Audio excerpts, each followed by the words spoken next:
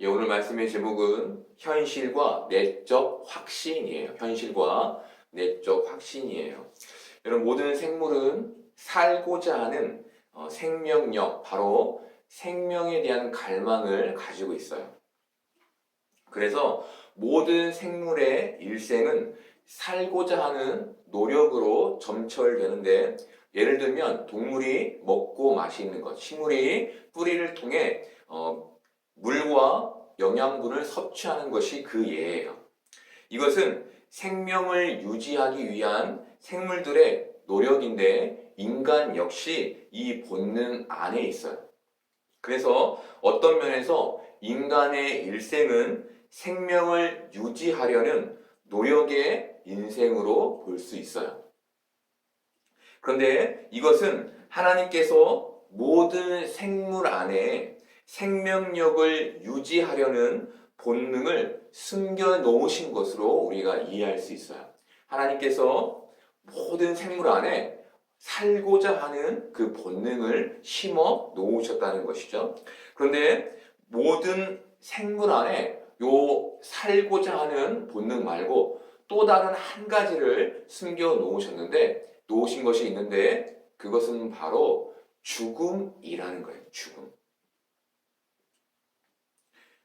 인간 역시 이 과정을 일생을 통해 살죠. 그렇죠? 예. 무엇인가를 우리가 살아내기 위해, 우리의 생명을 유지하기 위해 열심히 살고 있는데, 모든 인간은 그 끝에서 죽음을 맞이하게 돼요. 그런데 생물과 인간의 차이가 있다면, 인간에게는 영이 있고 믿음을 가진 사람은 그 영의 생명을 갖게 된다는 거예요. 여러분, 그게 뭡니까? 바로 거듭남이죠. 거듭남. 그게 바로 거듭남의 생명인데, 이 생명은 육의 생명이 다 끝난 후에 갖게 되는 생명을 말해요. 육의 생명과 영의 생명에는 큰 차이가 있는데, 육의 생명은 우리가 애써서 지켜내야 하는 것이지만, 영의 생명은 하나님께서 지켜주시고 공급해 주시는 거예요. 우리는 육적인 생명을 지켜내려는 노력에서 하나님께서 내 인생과 영혼을 지키신다는 내적 확신을 배우고 익히게 되는데, 이것은 우리가 이 땅에 생명을 가지고 사는 중요한 이유가 돼요. 여러분, 다르게 말하면 육의 생명에 대한 갈망, 살고자 하는 갈망을 통해 우리가 영의 생명을 취하게 되는 것, 영적인 생명에 대한 내적인 확신을 고난과 회복의 과정을 통해서 우리가 배우게 되는 것, 이것을 하나님께서 우리의 인생에 심어 놓으신 거예요. 그리고 오늘 히스기야가 그의 감사시를 통해 그것을 보여주고 있는 거예요. 사랑하는 여러분, 우리가 이 땅을 살고 있는데 많은 고난을 겪고 또 병의 아픔을 겪어요. 여러분, 우리가 그럴 때마다 취하는 행동이 뭡니까? 하나님께 기도하러 나아가는 것이죠. 그 기도의 과정을 통해 우리가 무엇을 갖게 되는 겁니까? 믿음, 구원에 대한 내적 확신을 갖게 되는 거예요. 여러분, 히스기야는 10절부터 13절까지 자신이 죽게 된 처지를 고백하는데, 자신의 죽음을 스올로 걸어 들어가는 것으로 표현한 후 자신이 산자의 땅, 바로 살아서 하나님과 사람들을 보지 못하게 되었다고 말해요. 이 말씀에서 보다라는 말은 경험을 말하는데, 히스기야가 살아서 하나님을 경험하던 것과 살아서 사람들을 만났던 것을 죽음으로 인해 다시는 경험하지 못하게 됐음을 말해요. 여러분, 여기서 중요한 것은 히스기야가 자신의 살아있음과 하나님에 대한 경험을 연결짓고 있다는 거예요. 여러분, 여기에는 굉장히 중요한 신앙인들이 가져야 되는 나오는데 그것은 하나님이 나와 함께하고 계신다는 임마누엘의 인식이에요. 여러분, 우리가 신앙생활을 하면서 참 많이 놓치고 사는 게 뭡니까? 하나님을 경험하는 경험이죠. 여러분, 이 경험은 피부가 맞닿는 그런 경험을 말하는 게 아니죠. 이것은 나의 삶을 하나님의 역사와 계획과 뜻으로 읽어내는 것을 말해요. 내가 인생을 사는데 그 인생에서 내가 그 인생을 이해하는 그 주체가 아니라 그 안에 있는 하나님의 뜻이 무엇인지를 읽어내는 그 읽음을 하나님을 경험하는 경험이라고 말하는 거예요. 히스기야가 살아서 하나님을 뵙지 못하게 됐다라고 말한 건 역시 이제 죽음으로 인해 더 이상 내 삶에 하나님의 역사와 계획과 뜻이 나타나지 못하게 됐음을 말하는 거예요. 여러분, 우리는 우리의 삶에 일어나고 있는 하나님의 역사와 계획과 뜻을 인식하며 살아야 해요. 왜냐하면 그 삶이 우리에게 하나님에 대한 내적인 확신을 더 견고히 해주기 때문이에요. 그런데 이것이 사실 현실에서 쉽지가 않아요. 왜입니까? 내 삶의 주체가 우리에게 쉽게 하나님으로 정의되지 않기 때문이에요. 머리로는 하나님이 내 삶의 주체이신 건 알지만 우리가 현실의 고난을 만날 때 그것이 쉽게 그렇게 인정되지 않는 거예요. 히스기야 역시 오늘 우리가 본 것처럼 아주 멋진 기도를 하나님께 드렸어요. 그런데 그는 이사야 39장에서 바벨론의 사신들에게 자신의 궁전 창고에 있는 모든 것들을 보여주는 실수를 범해요. 이것이 실수인 이유는 그것이 자기 과시에 있었기 때문인데 그가 하나님께 생명을 허락받고 불과 얼마의 시간이 지나지 않아 자신의 소유를 자기 힘으로 이해하는 실수를 범한 거예요. 여러분, 히스기야가 뭐라는 겁니까? 자신의 인생을 하나님의 뜻과 역사로 이해하다가 그 고난이 다 끝나자마자 다시 그 자신의 인생을 자신의 힘으로 이해하기 시작한 거예요. 히스기야는 죽음 앞에서 생명을 얻기까지 자신의 삶을 하나님 중심, 다른 말로 하나님의 역사가 있고 없고로 그렇게 이해했어요. 그런데 그 고난에서 벗어나자마자 그는 자신을 중심으로 자신의 삶을 이해하기 시작한 거예요. 사랑하는 여러분, 우리도 이 현실을 믿음으로 살고 있지만 히스기야와 크게 다르지 않죠? 고난을 만났을 때에는 모든 뜻이 하나님께 있는 것처럼 우리가 기도해요. 그런데 고난이 지나가면 우리는 어떻습니까? 금세 본래 자신의 살던 모습, 자신을 중심으로 살던 모습, 그 모습 그대로 돌아가 버려요. 이렇게 우리는 내 삶의 주체를 하나님으로 인정했다가 다시 그 자리를 내가 차지하는 것을 우리의 인생에서 반복하게 되는 거예요. 여러분, 그런데 저는 이 반복을 잘못됐다고 생각하지 않아요. 저는 이것을 우리의 믿음이 성장하는 과정으로 봐요. 여기에서 우리가 하나만 경계하면 되는데 그것은 고난의 현실을 우리가 만날 때 우리의 마음이 세상이 믿음으로만 사라지지 않더라라는 쪽으로 기울지 않게 하는 거예요.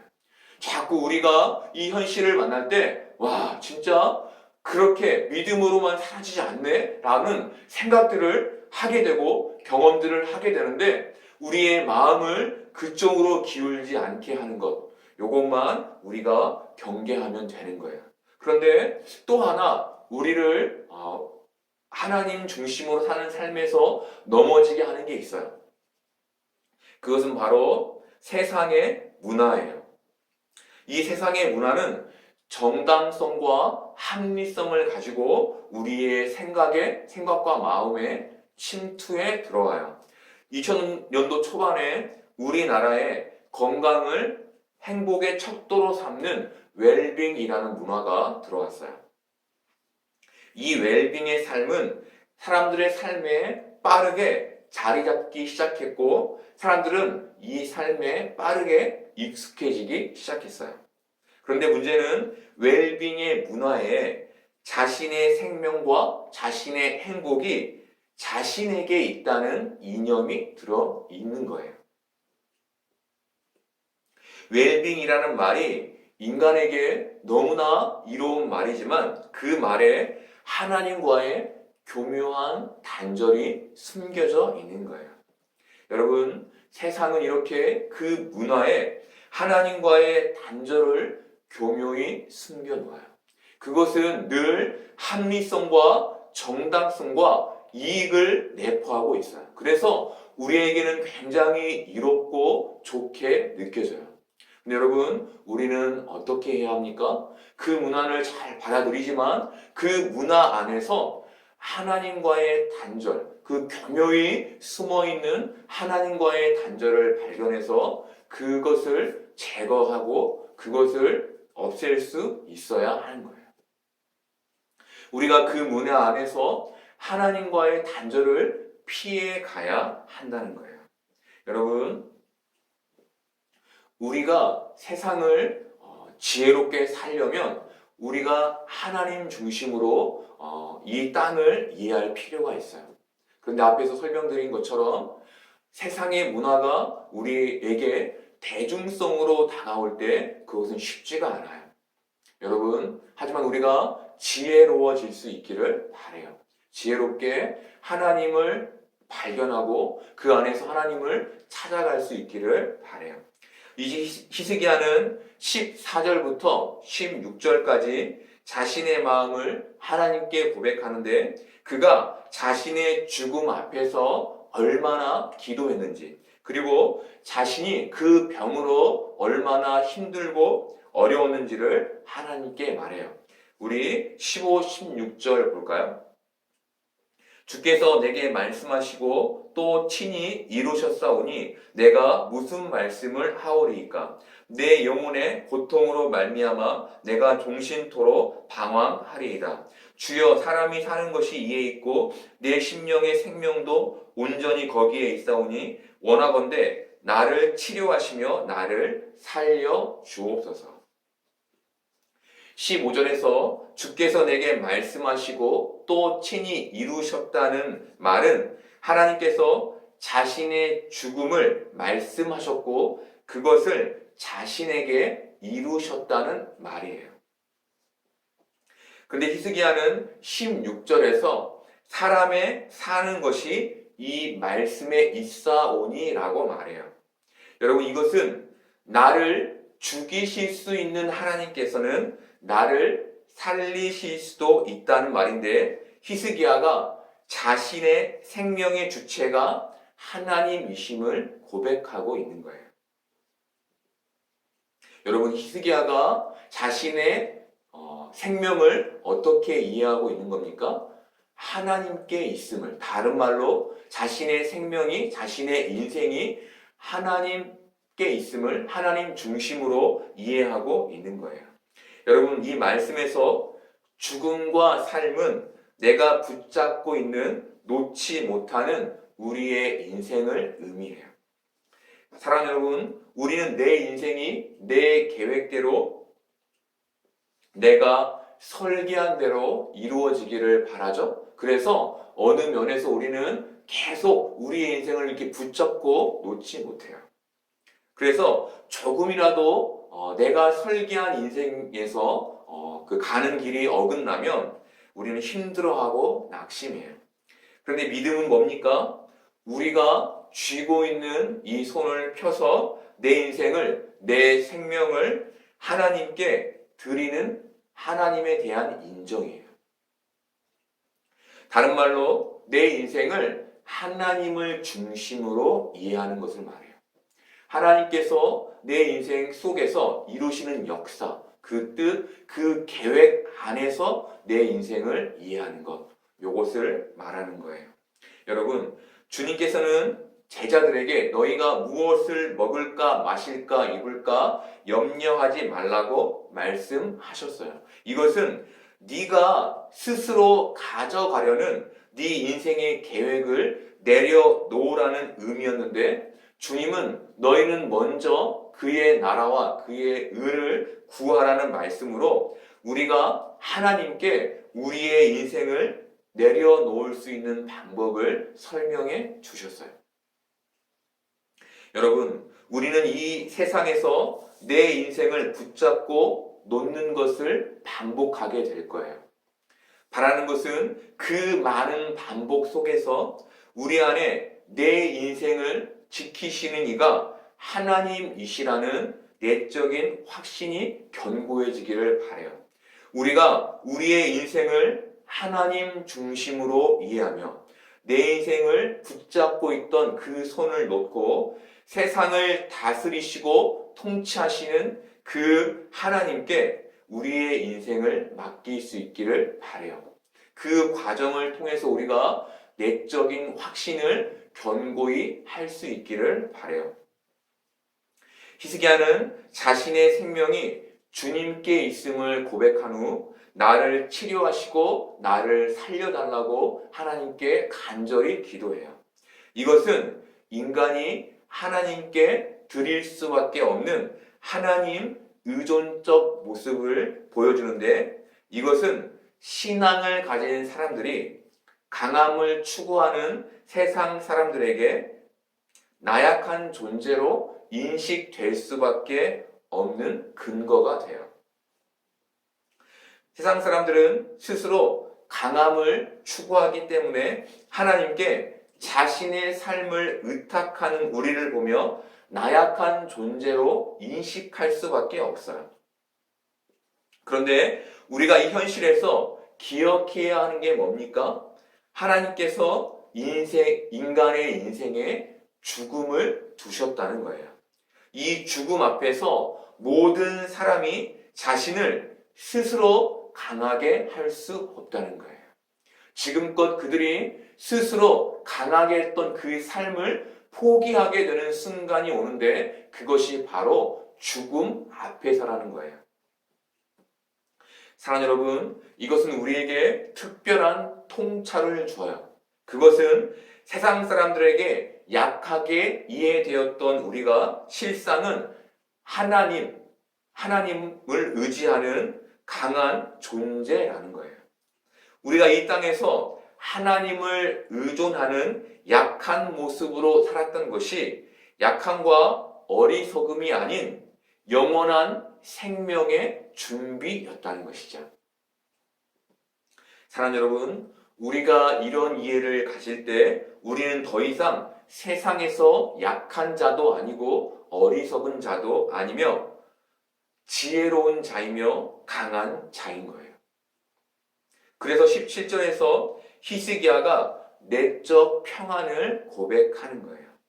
그가 세상 사람들이 보기에 나약한 신이었던 하나님을 의지한 게 실상 그에게 강함이었음을 그가 평안이라는 말로 표현하고 있는 거예요. 여러분, 인생에서 생명을 연장하려는 노력과 고통이 끝나는 순간 우리는 하나님에 대한 내적 확신을 가진 우리는 하나님이 주신 내적 평안, 하나님 나라에 있게 되는 은혜를 갖게 될 거예요. 그리고 그 안에서 우리는 정말 참 평안이 무엇인지를 누리게 될 거예요. 이제 18, 19절에는 히스기야의 세계관이 나오는데, 그것은 산자만이 하나님을 찬양할 수 있다는 세계관이에요. 이 당시만 해도 죽음은 하나님의 형벌로 이해됐어요. 그래서 히스기야는 19절에서 오직 산자, 곧 산자만이 하나님께 감사하고 하나님의 신실하심을 자식에게 말해줄 수 있다라고 말한 거예요. 여러분, 이것은 이 시대가 가지고 있는 좁은 세계관에서 비롯된 신앙의 고백이었지만 현실에 사는 우리의 이해도 여기에서 크게 벗어나 있지 않음을 우리는 볼 수 있어요. 예를 들면 지금도 죽는 것은 형벌이고 사는 것은 감사이며 축복이라는 이해예요. 우리의 생각이 여전히 히스기야 시대의 그 세계관에서 크게 벗어나 있지 않은 거예요. 그런데 여러분, 우리는 이 세계관을 초월하는 세계관을 가진 사람들이죠. 우리가 가진 세계관, 우리가 가진 신앙관이 뭡니까? 죽음 이후에 영원한 생명, 부활이 있다는 거예요. 우리에게 죽음은 형벌이 아니라 또 다른 생명을 얻는 통로인 것이죠. 여러분, 저는 현 시대의 많은 사람들이 거듭남의 생명에 대한 기쁨과 감사를 많이 잃은 것들을 봐요. 대신 이들이 현실의 풍요에 치우친 기쁨과 감사를 가지고 있는 것들을 봐요. 사랑하는 여러분, 그런데 우리가 기억해야 할 게 뭡니까? 이 땅의 삶이 90이라면 우리가 있게 될 하나님 나라의 삶은 영원의 그 시간이 있다는 거예요.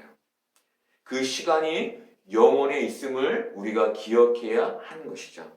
여러분, 많은 사람들이 육신이 가진 생명의 한계 속에서 그 한계를 넓혀가기 위해 애쓰고 살 때 우리는 육신이 가진 한계를 넓혀가는 그 삶이 아닌 영원한 영적인 생명을 가진 자로, 기쁨을 가진 자로 사는 자들인 거예요. 이것이 믿음을 가진 우리와 믿음을 갖지 못한 저들의 큰 차이인 거예요. 사랑하는 여러분, 현실에서 우리의 약함이 우리에게 기쁨을 주진 않아요. 그런데 이 약함은 우리로 하나님을 의존할 수 있게 만들고 우리로 그 영의 생명을 취할 수 있게 만들어줘요. 이 약함이 우리에겐 기쁨이 아니지만 하나님 편에서, 하나님의 계획에서, 하나님의 역사에서 하나님의 은혜인 거예요. 사랑하는 여러분, 우리가 이렇게 우리의 삶을 하나님 중심으로 이해할 수 있기를 바라요. 무엇보다 이 땅에서 하나님의 구원에 대한, 영원한 생명에 대한 내적 확신을 가지고 평안과 감사와 기쁨 가운데 사는 여러분들 되기를 소망해요.